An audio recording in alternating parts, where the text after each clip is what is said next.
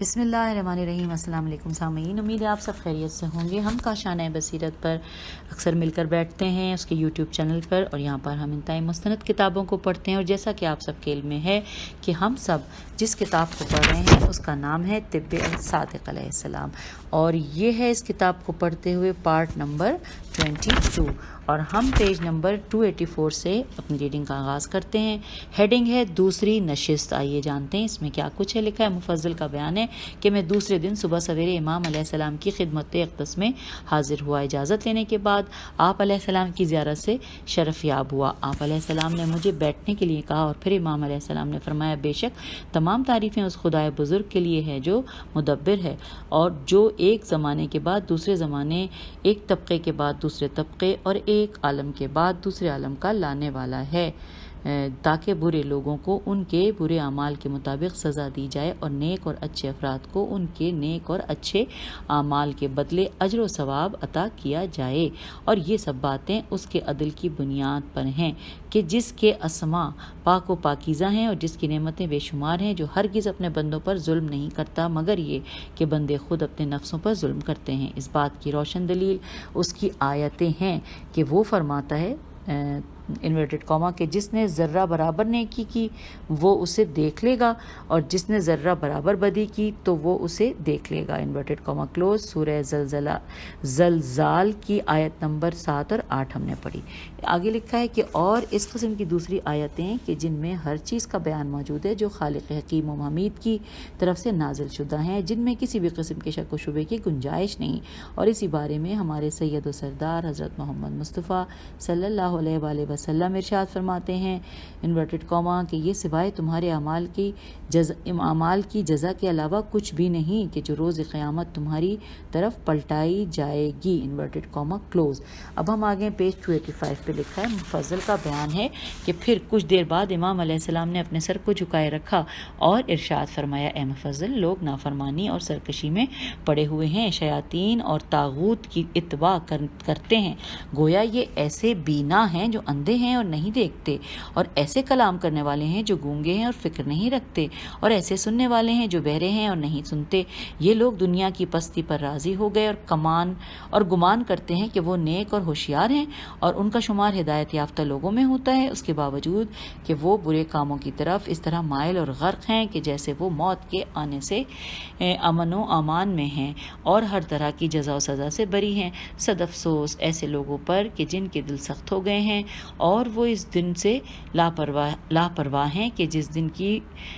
جس دن کی مصیبت طولانی اور شدید ہے، جس دن کوئی دوست کسی دوست کے کام نہ آئے گا، اور نہ کسی کی یاری و ہمدردی قبول کی جائے گی سوائے اس کے کہ جس پر خدا اپنا رحم کرے۔ مفضل کا بیان ہے کہ امام علیہ السلام کے ان الفاظ نے مجھ پر گہرا اثر کیا اور میں گریہ کرنے لگا۔ امام علیہ السلام نے ارشاد فرمایا، ہے مفضل، اگر گریہ نہ کرو، اس لیے کہ تم ان تمام چیزوں سے بری ہو، کیونکہ تم نے معرفت و شناخت کے ذریعے حقیقت کو قبول کیا اور نجات پائی۔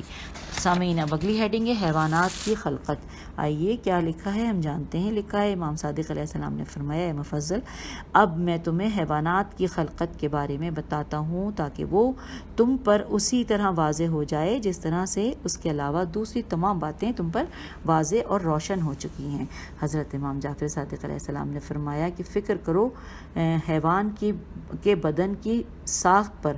کہ کس طرح خلق کیا گیا ہے، نہ زیادہ سخت مثل پتھر کہ اگر ایسا ہوتا تو حیوان کے لیے حرکت کرنا زحمت و مشقت کا باعث بنتا، اور وہ ہرگز اپنے کاموں کو بآسانی انجام نہیں دے سکتا تھا، اور نہ ہی اتنا زیادہ نرم و نازک بنایا کہ وہ حمل اور بار برداری کے کام میں استعمال نہ کیا جا سکے۔ پس خدا بند متعال نے اس طرح کی تدبیر کی کہ اسے ظاہری طور پر نرم گوشت سے پیدا کیا۔ پیج 286 پہ ہم آ گئے۔ پیدا کیا اور اس کی کمر میں ایک ایسی مضبوط ہڈی کو رکھا جسے رگوں اور اعصاب نے گھیرا ہوا ہے، جو ایک دوسرے کو مضبوطی سے گرفت میں لیے ہوئے ہیں، اور اس کے اوپر ایک ایسی کھال کے لباس کو پہنایا جو تمام بدن کا احاطہ کیے ہوئے ہے۔ اگلے پیراگراف میں ہے کہ اس کی مثال لکڑی کی سی ہے جس پر کپڑا لپیٹ کر دھاگے سے مضبوطی سے باندھ دیا جائے اور اس کے اوپر گون لگایا جائے تو لکڑیاں ہڈیوں کی مانند، کپڑا گوشت کی مانند، دھاگا رگ و اعصاب کی مانند اور گوند کھال کی مانند ہے۔ اگر یہ بات ان حیوانات کے بارے میں کہی جائے کہ یہ محض اتفاقات کا نتیجہ ہے اور کسی صانع اور خالق نے انہیں پیدا نہیں کیا، تو پھر ضروری ہے کہ بالکل یہی بات ان تصاویر اور مجسموں کے بارے میں بھی کہی جائے جو بے جان ہیں۔ لیکن جب یہ بات بے جان تصاویر اور مجسموں کے بارے میں کہنا صحیح نہیں، تو پھر حیوانات کے بارے میں تو بدرجہ اولا صحیح نہیں ہے۔ اب اگلی ہیڈنگ ہے حیوان کو ذہن کیوں نہ عطا کیا گیا۔ اب جانتے ہیں، لکھا ہے امام صادق علیہ السلام نے فرمایا، اے مفضل، اب تم حیوانات کے جسم پر غور کرو، انہیں انسان کے لیے پیدا کیا گیا ہے، لہٰذا جس طرح ان کے بدن کو گوشت، ہڈی، اعصاب عطا کیے، اسی طرح انہیں کان اور آنکھ بھی عطا کیے تاکہ انسان انہیں اپنی ضروریات کے استعمال میں لا سکے، اس لیے کہ اگر حیوانات بہرے اندھے ہوتے تو انسان ان سے ہرگز فائدہ نہیں اٹھا سکتا تھا، اور خود حیوانات بھی اپنے کاموں کو انجام نہیں دے سکتے تھے، لیکن انہیں ذہن عطا نہیں کیا گیا تاکہ وہ انسان کے سامنے جھکے رہیں، اور جب انسان ان سے بار برداری کا کام لے تو یہ اسے انجام دینے سے منع نہ کریں۔ اگر کوئی یہ کہے کہ بعض غلام بھی تو ایسے ہیں کہ جو انسان کے سامنے ذلیل ہیں اور سخت ترین کاموں کو انجام دینے کے لیے تیار ہیں جبکہ وہ صاحب عقل ہیں، اس سوال کے جواب میں کہا جائے گا کہ اس قسم کے افراد بہت کم ہیں، اور اکثر افراد اس قسم کے سخت ترین کام مثلاً بار برداری، چکی چلانا وغیرہ کے انجام دینے سے قاصر دکھائی دیتے ہیں۔ اس کے علاوہ یہ کہ اگر اس قسم کے سخت کام بھی کہ جنہیں حیوانات انجام دیتے ہیں انسان کو انجام دینے پڑتے تو وہ دوسرے کاموں کو انجام نہیں دے سکتا تھا، اس لیے کہ ایک اونٹ یا خچر کی جگہ پر کئی آدمیوں کو کام کرنا پڑتا، اور یہ کام انسانوں کو اس قدر مشغول رکھتا کہ جس کی تھکن، سختی، تنگی اور مشقت کی وجہ سے انسان کے پاس اتنا وقت باقی نہ رہتا کہ وہ صنعت یا دوسرے کاموں کو انجام دے سکتے۔ اب اگلی ہیڈنگ ہے، ہم آ گئے ہیں پیج 287 پہ، میں آپ کو بتانا ہی بھول گئی۔ اگلی ہیڈنگ ہے 3 قسم کے جانداروں کی خلقت۔ آئیے جانتے ہیں، لکھا ہے امام صادق علیہ السلام نے فرمایا، اے مفضل، 3 قسم کے جاندار اور اس تدبیر پر کہ جن کے تحت انہیں پیدا کیا گیا ہے غور و فکر کرو، جس میں ان تینوں کی بھلائی ہے۔ نمبر 1، انسان، جس کے لیے ذہانت اور ادراک کو مقدر کیا تاکہ مختلف کام مثلا تعمیرات، تجارت، بڑھئی کا کام، سونار کا کام اور اس قسم کے دوسرے کام انجام دے، لہٰذا اس کے لیے ہتھیلی، پنجہ اور محکم انگلیاں پیدا کی تاکہ وہ چیزوں کو پکڑ سکے اور مختلف چیزیں ایجاد کر کے انہیں محکم بنائے۔ نمبر 2، گوشت کھانے والے جانور۔ لکھا ہے کہ جن کی تقدیر میں یہ رکھا گیا ہے کہ یہ اپنی زندگی کا شکار کر کے بسر کریں، تو ان کے لیے چھوٹی انگلیوں والے پنجے اور چنگال، چینون گاف الف لام چنگال کی مانند ناخن عطا کیے گئے، جو شکار کو پکڑنے کی مکمل صلاحیت رکھتے ہیں کہ جو صنعت کے لیے ہرگز مناسب نہیں۔ سواد نون عین تے، صنعت کے لیے ہرگز مناسب نہیں۔ اب آئیے اگلا تیسرا پوائنٹ، لکھا ہے گھاس کھانے والے جانور، جو نہ صاحب صنعت ہیں اور نہ شکاری، لہٰذا ان میں سے بعض کو ایسے سم، سین پہ پیش ہے، سین اور میم، سم عطا کیے جن میں شگاف ہے تاکہ ان حیوانات کو چرتے وقت زمین کی سختی کا سامنا نہ کرنا پڑے، اور بعض کے پاؤں انسان کے پاؤں سے شباہت رکھتے ہیں تاکہ یہ جانور زمین پر ٹھہر سکیں اور ان سے بار برداری کی جا سکے۔ اے مفضل، فکر کرو اس تدبیر پر کہ جو گوشت کھانے والے جانوروں کی خلقت میں استعمال ہوئی ہے، تیز دانت، چھوٹی مگر محکم انگلیاں اور وسیع و بزرگ منہ انہیں عطا کیا گیا ہے، یہ اس لیے کہ ان کی غذا گوشت ہے، لہٰذا انہیں اس طرح کے اعضاء و جوارے عطا کیے کہ جو شکار کرنے میں ان کے مددگار ہوں۔ پیج 288۔ پھر لکھا ہے جیسا کہ بالکل یہی بات تم ان پرندوں میں دیکھتے ہو جو درندہ صفت ہیں کہ ان کے لیے بھی خصوصی چنگال، نون گاف الف لام خلق کیا گیا ہے تاکہ شکار کو پکڑنے اور پھاڑنے کے کام آئے۔ اگر گھاس کھانے والے جانوروں کو جو نہ شکار کرتے ہیں اور نہ ہی گوشت کھاتے ہیں شکاری پرندوں کی طرح چنگال عطا کیا جاتا تو ان کے پاس یہ ایک زائد اور فضول چیز ہوتی کہ جس کی انہیں بالکل ضرورت نہیں۔ بالکل اسی طرح یہ بات بھی حکمت سے خالی ہوتی کہ اگر ان حیوانات کو کہ جو درندہ صفت ہیں وہ چیزیں عطا نہ کی جاتی کہ جن کے وہ محتاج ہیں، یعنی وہ چیزیں جن کے ذریعے وہ شکار کر کے اپنی زندگی بسر کرتے ہیں۔ کیا تم نہیں دیکھتے کہ ان جانوروں کے لیے تمام ان چیزوں کو فراہم کیا گیا ہے جو ان کے لیے مناسب اور ضروری تھیں، یا یوں کہا جائے کہ جن کے اندر ان کی بقا اور بھلائی تھی۔ اب اگلی ہیڈنگ ہے کہ جو چوپاؤں کے بچے اور ان کی مستقل مزاجی۔ آئیے جانتے ہیں، لکھا ہے اب ذرا چوپاؤں پر غور کرو کہ وہ کس طرح اپنے والدین کی اتباع کرتے ہیں اور مستقل راہ چلتے ہیں اور حرکت کرنے میں مشغول رہتے ہیں اور ہرگز اپنی زندگی میں والدین کے حمل و نقل اور ان کی تربیت کے محتاج نہیں ہوتے، جس طرح سے انسان اپنی زندگی میں والدین کی تربیت کا محتاج ہوتا ہے۔ ایسا اس لیے ہے کہ چوپاؤں کی ماں کے پاس وہ سب کچھ نہیں ہوتا کہ جو انسان کی ماں کے پاس موجود ہے، مثلا علم، تربیت، ہاتھوں اور انگلیوں کی قوت، اور کیونکہ یہ تمام چیزیں حیوان کے پاس بھی موجود ہیں، لہٰذا ان کے بچوں کو ایسی قوت عطا کی کہ وہ خود مستقل طور پر کھڑے ہوتے ہیں اور بغیر ماں کی مدد کے راہ چلتے ہیں۔ اور بالکل اسی چیز کا مشاہدہ تم بہت سے پرندوں میں بھی کرو گے، مثلا خانگی مرغی، خ الف نون گاف چھوٹی ہے، خانگی مرغی، تیتر اور قیچ قاف یہ چے، اس کے بارے میں آگے بریکٹ میں لکھا ہے چکور کی طرح مرغی کی ایک قسم ہوتی ہے، یہ جو قیچ ہے، پھر آگے لکھا ہے وغیرہ وغیرہ۔ ان کے بچے انڈے سے باہر آتے ہیں اور راہ چلنے لگتے ہیں اور دانہ چگتے ہیں، لیکن وہ پرندے کے جو ان سے زیادہ ضعیف و لاغر ہیں کہ جن میں نہ اپنے پاؤں پر کھڑے ہونے کی صلاحیت ہے اور نہ پرواز کی، مثلا پالتو کبوتر، جنگلی کبوتر، اور ایک لکھا ہے ہمر، ہے میم رے، میم پہ تشدید بھی ہے، اور اس کے بارے میں لکھا ہے بریکٹ میں کہ سرخی مائل پرندہ۔ ہاں تو لکھا ہے کہ مثلا یہ ان جانوروں کے بچے کہ ان کی ماں کے دل میں ان کی اتنی زیادہ محبت رکھی کہ تم اس بات کا مشاہدہ کرو گے کہ وہ خود اپنے بچوں کے منہ میں غذا دیتی ہے، اور غذا دینے کا یہ عمل اس وقت تک جاری رہتا ہے جب تک اس کے بچے خود غذا کو چگنے کی صلاحیت پیدا نہ کر لیں اور وہ خود مستقل ہو جائیں۔ پیج 289۔ کبوتر کو خانگی مرغی کی طرح بچے بھی زیادہ عطا نہ کیے تاکہ وہ اپنے تمام بچوں کی پرورش اچھی طرح کر سکے اور وہ فاسد ہو کر ہلاک ہونے سے محفوظ رہیں۔ یہ خداوند حکیم و خبیر کی عظیم تدبیر ہے کہ اس نے ہر ایک کو وہی تمام چیزیں عطا کیں جو اس کے لیے شائستہ اور مناسب ہیں۔ اگلی ہیڈنگ ہے چوپاؤں کے پیروں کی ساخت اور ان کی حرکت۔ آئیے جانتے ہیں، لکھا ہے امام صادق علیہ السلام نے فرمایا اے مفضل ذرا حیوانات کے پاؤں کی طرف تو دیکھو کہ جب وہ راہ چلتے ہیں تو دونوں پاؤں دو دو کر کے آگے بڑھاتے ہیں، کہ اگر ایک ایک کر کے آگے بڑھاتے تو راہ چلنا ان کے لیے دشواری کا باعث بنتا، اس لیے کہ حیوانات راہ چلتے وقت بعض کو حرکت اور بعض پاؤں پر تکیہ کرتے ہیں،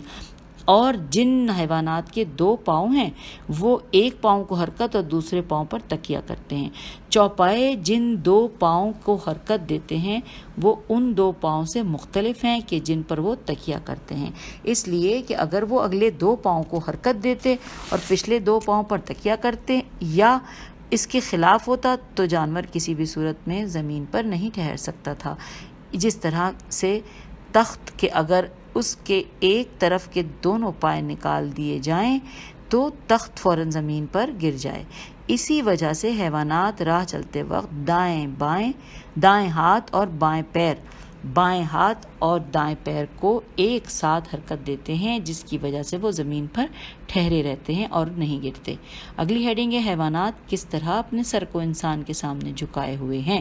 آئیے پڑھتے ہیں، لکھا ہے امام صادق علیہ السلام نے فرمایا اے مفضل کیا تم نہیں دیکھتے کہ گدھا چکی کو چلاتے وقت اپنی کس قدر قوت اس میں لگا کر وزن کھینچتا ہے، گھوڑا کس طرح اپنے سر کو انسان کے سامنے جھکائے ہوئے ہے، اونٹ اگر فرار کرنے پر آ جائے تو کئی مرد اس کی طاقت کا مقابلہ نہیں کر سکتے، لیکن کس طرح ایک بچے کی مانند مطیع و فرما بردار دکھائی دیتا ہے، اور بالکل اسی طرح بیل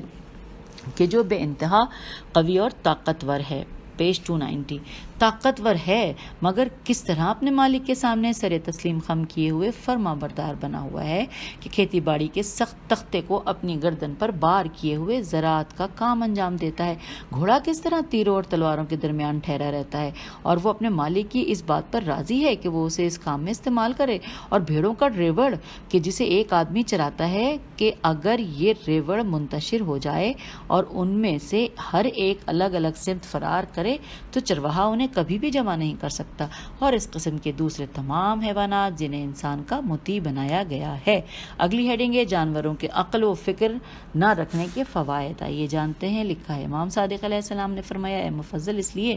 کہ وہ عقل و فکر نہیں رکھتے، کہ اگر وہ عقل و فکر رکھتے تو بہت سے کاموں کو انجام نہ دیتے، اونٹ اپنے مالک، بیل اپنے مالک اور گوسفند اپنے ریوڑ سے فرار کر جاتا، اور اس کے علاوہ یہ کہ یہ تمام جانور انسان کے خلاف ایک ہو جاتے اور انسان کو ہلاک کر دیتے، کہ جب شیر، بھیڑیا، چیتا اور ریچھ سب ایک ہو جاتے تو کون ان کے مقابلے میں ٹھہرتا۔ اب ذرا غور کرو کہ خداوند عالم نے کس طرح انہیں یہ سب کرنے سے روکا ہوا ہے، جب بجائے اس کے کہ انسان ان سے ڈرتے وہ انسان سے ڈرتے ہیں اور اس سے دور بھاگتے ہیں اور فقط اپنی غذا کی تلاش میں رات کے وقت باہر نکلتے ہیں۔ ہاں، وہ اس قدر قوی اور طاقتور ہونے کے باوجود بھی انسان سے ڈرتے ہیں اور انسان کی طرف رخ نہیں کرتے، ورنہ یہ انسان کو تنگ کر کے رکھ دیتے۔ اگلی ہیڈنگ ہے کتے میں صفت مہر و محبت، آئیے جانتے ہیں۔ لکھا ہے امام صادق علیہ السلام نے فرمایا اے مفضل تمام حیوانات میں سے کتے کو اپنے مالک کے لیے ایک خاص مہر و محبت عطا کی گئی ہے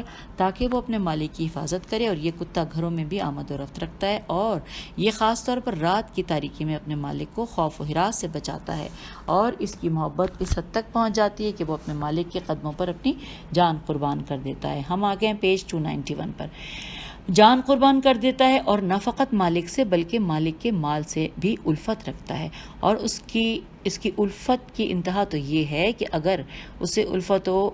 اگر اسے بھوکا رکھا جائے اور اس پر شدید ظلم کیا جائے تو بھی صبر کا مظاہرہ کرتا ہے۔ کتے میں اس صفت الفت و محبت کو اس لیے پیدا کیا گیا تاکہ وہ انسان کے لیے حفاظت کا کام انجام دے، اسی لیے کتے کے بدن کو اس قسم کے آلات مثلاً تیز دانت، درندہ جیسی چنگال اور خوفناک آواز عطا کی تاکہ چور اس جگہ جانے سے اجتناب کرے اور خوف محسوس کرے جہاں کتا پہرا دے رہا ہو۔ اگلی ہیڈنگ ہے حیوانات کی شکل و صورت۔ لکھا ہے امام صادق علیہ السلام نے فرمایا اے مفضل اب ذرا حیوانات کی شکل و صورت پر غور کرو۔ آنکھیں سامنے چہرے پر قرار دی گئی ہیں تاکہ تمام چیزوں کو آسانی سے دیکھ سکیں اور سامنے کی کسی چیز سے نہ ٹکرائیں، یا یہ کہ گڑھے میں گرنے سے محفوظ رہیں، اور ان کے منہ کو نیچے کی طرف کھلنے والا بنایا کہ اگر ان کا منہ بھی انسان کے منہ کی طرح سامنے کی طرف کھلتا تو وہ ہرگز زمین سے کسی بھی چیز کو نہیں اٹھا سکتے تھے۔ مگر کیا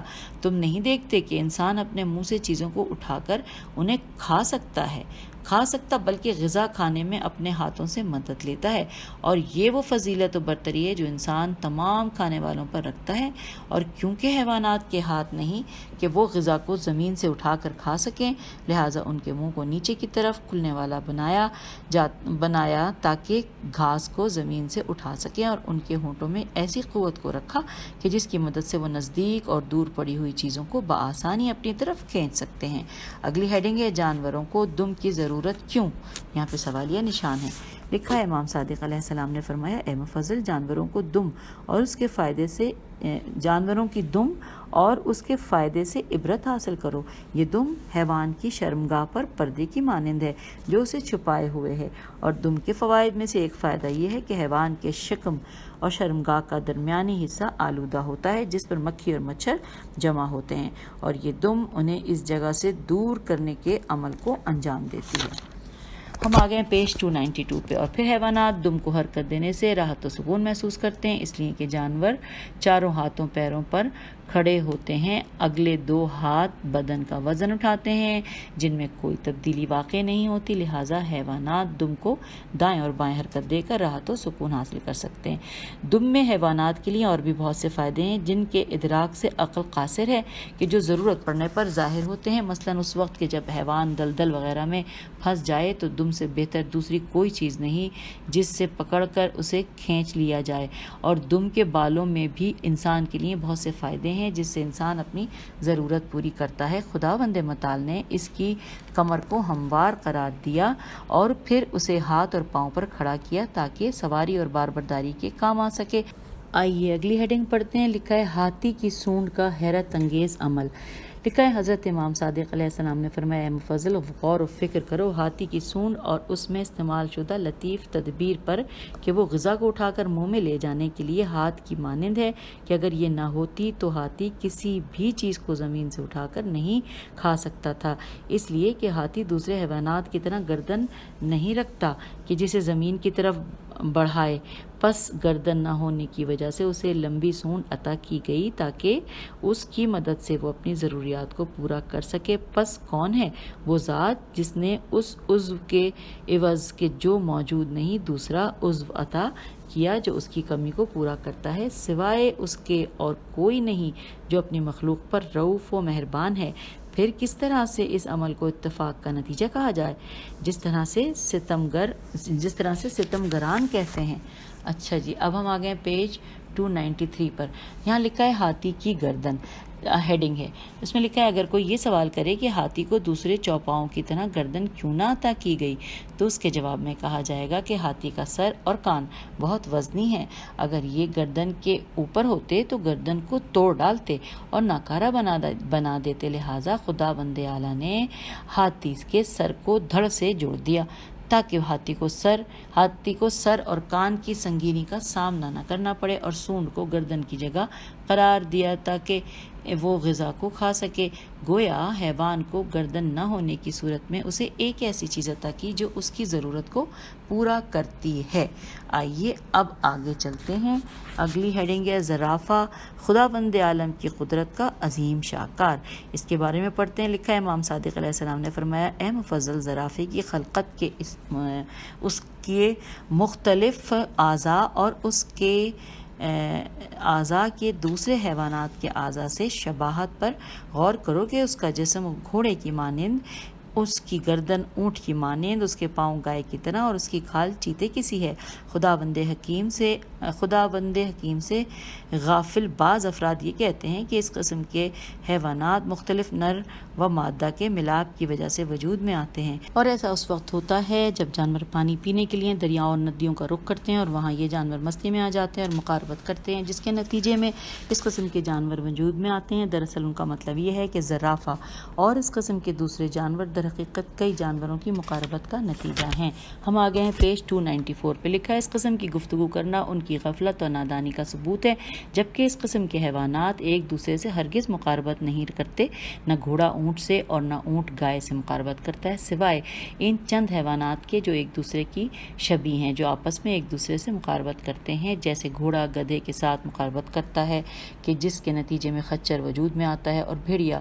بجو کے ساتھ مقاربت کرتا ہے جس کے نتیجے میں بجو کی طرح کا ایک جانور جس کا نام سماسین میم عین وجود میں آتا ہے. تو پس ان حیوانات کے ملاپ سے جو بھی جانور وجود میں آتے ہیں وہ ان دونوں کی شبیہ تو ہوتے ہیں، مگر اس طرح نہیں کہ ایک عضو ایک جانور کی شبیہ اور دوسرا عضو دوسرے جانور کی شبیہ ہو، کہ جیسا کہ زرافے میں مشاہدہ کیا جاتا ہے کہ ایک عضو گھوڑے کی طرح، دوسرا اونٹ کی طرح اور تیسرا گائے کی طرح. بلکہ وہ جانور جو دو مختلف ملاپ سے وجود میں آتے ہیں وہ ان دونوں کی شبیہ ہوتے ہیں، بالکل اسی طرح جس طرح سے تم خچر میں اس چیز کا مشاہدہ کرتے ہو کہ اس کا سر، کان اور پیر گدھے اور گھوڑے کے متوسط ہیں اور اس کی آواز گدھے اور گھوڑے کی آواز سے مل کر بنتی ہے. پس زرافے میں اس قسم کی چیز کا نہ ہونا اس بات کی دلیل ہے کہ وہ کئی جانوروں کے ملاپ سے وجود میں نہیں آیا، جس طرح سے جاہل و غافل افراد گمان کرتے ہیں. اب اگلی ہیڈنگ ہے بندر انسان کی شبیہ. آئیے جانتے ہیں. لکھا ہے امام صادق علیہ السلام نے فرمایا کہ اے مفضل فکر کرو بندر کی خلقت اور اس کی شباہت پر جو وہ انسان سے بہت سے اعضاء میں رکھتا ہے. ان اعضاء سے مراد سر و صورت، کندھا اور سینہ ہے، اور بندر کے جسم کا اندرونی حصہ بھی انسان کے جسم کے اندرونی حصے سے شباہت رکھتا ہے. اور بندر ایک مخصوص شباہت جو انسان سے رکھتا ہے وہ اس کا ادراک اور ذہن ہے، جس کے ذریعے وہ اپنے مالک کے اشارے کو سمجھتا ہے اور وہ انسان کے بہت سے کاموں کی حکایت کرتا ہے. مختصر یہ کہ بندر کی خلقت انسان کی خلقت سے شباہت رکھتی ہے. اس قسم کی حکمت و تدبیر اس جانور میں اس لیے رکھی ہے تاکہ انسان اس سے عبرت حاصل کرے اور اس بات کو جان لے کہ اس کی طینت بھی حیوانات میں سے ہے اور ان کی خلقت بھی حیوانات کی خلقت سے مشابہ ہے۔ پیج 295 پہ ہم آ گئے ہیں۔ لکھا ہے اگر وہ شرف و فضیلت اور جو خداوند عالم نے اپنے فضل و کرم سے عقل و ذہن و فکر و نطق کے ذریعے انسان کو عطا نہ کیا ہوتا تو انسان جانوروں کی شبیہ ہو جاتا۔ یقیناً بندر کے جسم میں کچھ چیزیں ایسی پائی جاتی ہیں کہ جو اسے انسان سے جدا کرتی ہیں، مثلا نیچے کی طرف کھلنے والا منہ، لمبی دم اور وہ بال جو بندر کے تمام جسم کو ڈھانپے ہوئے ہیں۔ اگر بندر کا ذہن انسان کے ذہن کی مانند، اس کی عقل انسان کی عقل کی طرح، اس کی قوت نطق انسان کی قوت نطق کی طرح ہوتی تو کچھ زیادہ چیزیں اسے انسان سے جدا کرنے میں رکاوٹ نہ بنتی۔ پس انسان اور بندر کے درمیان در حقیقت اگر کوئی فرق ہے تو وہ بندر کے ناقص العقل اور قوت نطق نہ ہونے کی وجہ سے۔ اگلی ہیڈنگ ہے حیوان کا لباس اور جوتے۔ لکھا ہے امام صادق علیہ السلام نے فرمایا اے مفضل ذرا غور تو کرو، خداوند متعال کے لطف و کرم پر کہ کس طرح سے اس نے حیوانات کو بالوں، پشم اور پیشین میم اور کرک کاف فرے کاف اور کاف پہ پیش ہے اور کرک کا لباس زیب تن کیا تاکہ یہ لباس انہیں سردی اور دوسری آفتوں سے محفوظ رکھے، اور انہیں سموں کی مدد سے پاؤں کی براہنگی سے محفوظ کیا، کیونکہ وہ ہتھیلی اور انگلیاں نہیں رکھتے کہ جس کے ذریعے جوتے کی سلائی کر سکیں، لہٰذا ان کی خلقت ہی میں انہیں ایسا جوتا پہنایا کہ جب تک وہ زندہ رہیں وہ جوتا بھی باقی ہے، اور اس کے بدلے وہ نیا جوتا پہننے کی ضرورت نہیں رکھتے۔ لیکن انسان کیونکہ اہل فن ہے، اس کی ہتھیلی اور انگلیاں اس قسم کے کاموں کو انجام دے سکتی ہیں، وہ اپنا لباس سیتا ہے، انہیں مختلف حالات کے تحت بدلتا رہتا ہے اور اس میں اس کے لیے کئی فائدے بھی ہیں۔ من جملہ یہ کہ وہ لباس بنانے کی مصروفیت کی وجہ سے عبث اور بیہودہ کاموں سے بچا رہتا ہے، اور اس کام میں مصروف رہنا اسے شرارت اور سرکشی سے بچاتا ہے، اور لباس کے اتارنے اور پہننے میں اس کے لیے راحت و سکون ہے۔ پھر لکھا ہے کہ اور پھر انسان اپنے لیے کئی قسم کے لباس تیار کر کے اپنے لیے زینت و خوبصورتی فراہم کرتا ہے۔ مختصر یہ کہ انہی کاموں میں اس کے لیے لذت و آرام ہے، اور پھر جوتے کی صنعت میں اس کے لیے ذریعہ معاش کا بندوبست بھی ہے کہ وہ کام کر کے اپنے اہل و عیال کی پرورش کرے۔ خلاصہ یہ کہ بال، پشم، کرک حیوانات کے لیے جسم اور سم جوتے کی جگہ ہیں۔ پیج 296 پہ ہم آ گئے ہیں اور اب ہم اگلی ہیڈنگ پڑھنے جا رہے ہیں۔ لکھا ہے حشرات الارض اور درندوں کا مرتے وقت حیرت انگیز عمل۔ آئیے جانتے ہیں، بہت انٹرسٹنگ لگ رہا ہے۔ لکھا ہے امام صادق علیہ السلام نے فرمایا اے مفضل، چوپاؤں کی عجیب و غریب خلقت پر غور کرو، فکر کرو کہ کس طرح مرتے وقت اپنے آپ کو پوشیدہ کرتے ہیں، جس طرح سے انسان اپنے مردوں کو دفن کرتا ہے۔ بس اگر ایسا نہیں ہے تو پھر کہاں ہیں ان وحشی درندوں کے لاشیں کہ جو دکھائی نہیں دیتے، اور وہ اس قدر کم تعداد میں بھی نہیں کہ جس کی وجہ سے وہ دکھائی نہ دیتے ہوں، اور اگر کسی نے کہا کہ وہ تعداد میں انسانوں سے زیادہ ہیں تو اس نے جھوٹ نہیں کہا۔ وہ سب جو تم بیابان اور پہاڑوں پر دیکھتے ہو ذرا شمار کرو، ان سے عبرت حاصل کرو، جیسے ہرنوں کا گروہ، پہاڑی اور جنگلی گائیں، بارہ سنگا پہاڑی بکریاں، اور اس قسم کے دوسرے وحشی درندے جیسے شیر، چیتا، بھیڑیا وغیرہ، اور مختلف اقسام کے حشرات الارض اور کیڑے مکوڑے، اور اسی طرح مختلف قسم کے پرندے جیسے کوا، کبوتر، بطخ، سارس، اور دوسرے ایسے پرندے کے جو درندہ صفت ہیں جیسے عقاب وغیرہ کہ جب وہ مرتے ہیں تو دکھائی نہیں دیتے مگر ایک یا دو کہ جنہیں شکاری شکار کر لیتا ہے یا کوئی درندہ انہیں پھاڑ دیتا ہے۔ ہاں، جب یہ حیوانات اپنے اندر موت کے اثرات کو محسوس کرتے ہیں تو وہ اپنے آپ کو ایک پناہ گاہ کی طرف کھینچتے ہیں اور مخفی ہو جاتے ہیں اور وہیں مر جاتے ہیں۔ اگر ایسا نہ ہوتا تو بیابان حیوانات کے لاشوں سے پر ہو جاتے اور ان کی بدبو سے ہوا فاسد ہو جاتی اور مختلف بیماریاں وجود میں آتی۔ تم ذرا غور کرو اس امر پر کہ جس کی رسائی انسان تک حابیل و قابیل کے قصے سے ہوئی ہے کہ خداوند متعال نے ایک کوے کو اس بات پر مامور کیا کہ وہ قابیل کو بتائے کہ وہ اپنے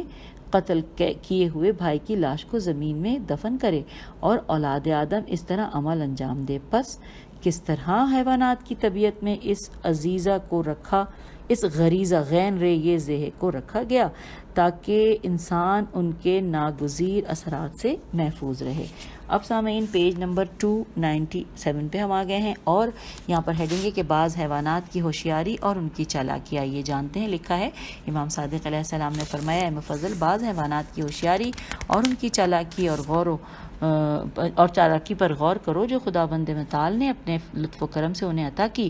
تاکہ اس کی کوئی مخلوق بھی اس کی نعمتوں سے محروم نہ رہ جائے۔ جانوروں کی یہ چالاکی اور ہوشیاری خود ان کی عقل اور تعامل سے نہیں بلکہ تمام چیزیں اس مصلحت کی وجہ سے ہیں کہ جو ان کی خلقت میں استعمال ہوئی ہیں۔ اب ذرا دیکھ لو، یہ گوزن، گاف واو زینون، گوزن جو سانپ کو کھاتا ہے اور کھانے کے بعد شدید پیاسا ہو جاتا ہے لیکن پھر بھی پانی پینے سے اپنے آپ کو روکتا ہے، اس لیے کہ وہ ڈرتا ہے کہ کہیں ایسا نہ ہو کہ زہر اس کے سارے بدن میں سرایت کر جائے اور اسے ہلاک کر دے۔ پس وہ پیاس کی شدت سے پانی کے گڑھے کے کنارے کھڑا رہتا ہے اور آہ بکا کرتا ہے لیکن پھر بھی پانی پینے سے اپنے آپ کو روکتا ہے کہ اگر وہ پانی پی لے تو اسی وقت ہلاک ہو جائے۔ اب ذرا غور کرو اس جانور کی طبیعت پر کہ جو موت کے ڈر سے تشنکی کے غالب ہونے کے باوجود پانی نہیں پیتا، اور یہ وہ مرحلہ ہے کہ جہاں شاید صابر انسان بھی اپنے آپ پر قابو نہ پا سکے۔ اور اب اس کے بعد ہم جو اگلی ہیڈنگ ہے وہ اگلی ہی جو ہم ریکارڈنگ ہے اس میں کریں گے، اور بتا دیتی ہوں ہیڈنگ یہ کہ لومڑی کس چالاکی سے اپنی غذا حاصل کرتی ہے، لیکن یہ سب ہم جانیں گے اگلی ریکارڈنگ میں۔ تو پیج 297 پہ ہم نے آدھا پڑھ لیا یہ صفحہ، میں اجازت چاہتی ہوں اور اسی صفحے پہ انشاءاللہ اگلی آڈیو میں ملتے ہیں۔ خدا حافظ، فی امان اللہ۔